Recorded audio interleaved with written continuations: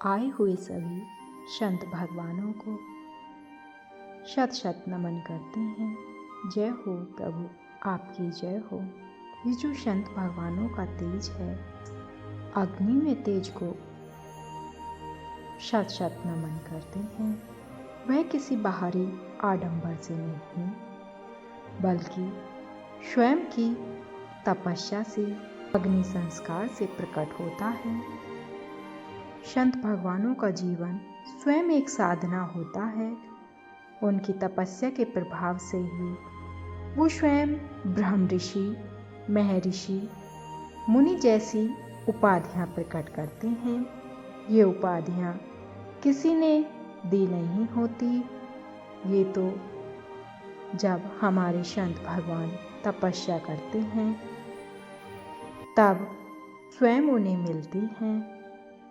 ऐसे संत भगवानों का केवल दर्शन मात्र से ही जीव के अंतःकरण को स्पर्श कर देता है। उनके दर्शन होने से ही जीव की आंखें कह देती हैं, अब इस संसार में देखने के लिए और कुछ नहीं है। हमें ऐसे तपस्वी संत भगवानों के दर्शन हो गए जो हमारे ऋषि परंपराओं में थे। उनके आज हम साक्षात्कार कर रहे हैं।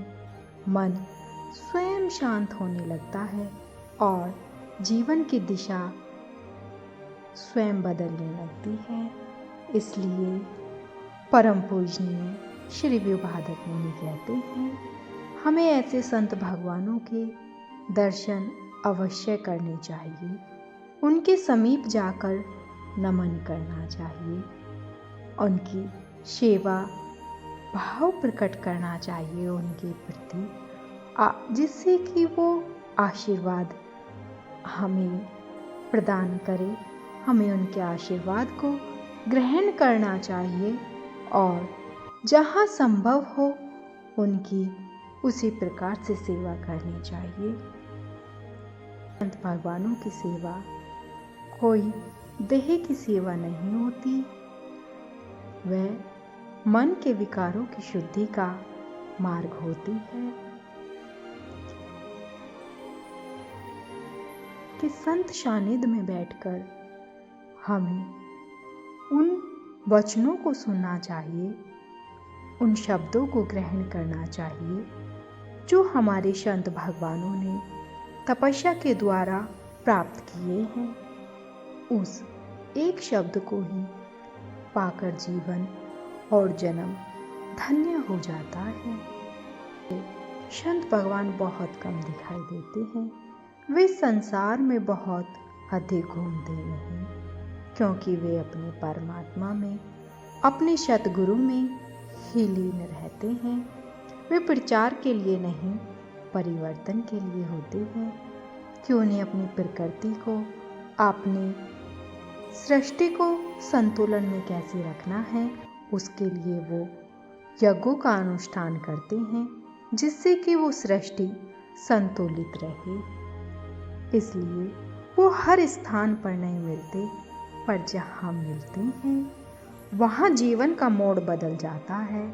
यदि हमारे सौभाग्य से ऐसे तपस्वी संतों के दर्शन हो जाए तो हमें उन्हें केवल देखना नहीं चाहिए, हमें उन्हें नमन करना चाहिए, उनका शत शत वंदन करना चाहिए, उनसे प्रेरणा, शिक्षा ग्रहण करनी चाहिए, जिससे कि हमारे जीवन की दिशा को उनकी अनुभूति के अनुसार हमें ढालना चाहिए। जब प्रभु श्री राम माता शबरी के पास गए तो उन्होंने उन्हें वही शिक्षा दी। उन्होंने कहा, प्रथम भक्ति संतन कर संगा, दूसरी रत मम कथा प्रसंगा। कि संतों का संग ही भक्ति की पहली सीढ़ी है और यही संग स्वयं प्रभु मर्यादा पुरुषोत्तम प्रभु श्री राम ने भी अपने जीवन में उतारा है। इसी कारण वो इस संसार में विश्वामित्र प्रिय राम बने हैं। प्रभु श्री राम ने भी स्वयं साक्षात परम पूजनीय महर्षि गुरु विश्वामित्र भगवान के सानिध्य में जाकर बाल्यकाल से ही गुरु चरणों में रहकर अपने जीवन को धन्य बनाया है। गुरु चरणों की कृपा से ही कि मर्यादा पुरुषोत्तम प्रभु श्री राम का यश संसार में फैल रहा है। आज हम सभी उनके यश अपयश की गाथाओं का वर्णन कर सुनते हैं। यह सब कुछ गुरु कृपा का ही विस्तार है। वो स्वयं ही कहते हैं कि आज कि मैं जो भी कुछ हूँ वो श्री गुरु चरणों के आशीर्वाद से ही हूँ। इसलिए हमें जीवन में वास्तविक शांति चाहिए तो संतों की ओर नतमस्तक होना ही चाहिए। श्री गुरु चरणों में शत शत नमन करते हैं। जय हो प्रभु, आपकी जय हो।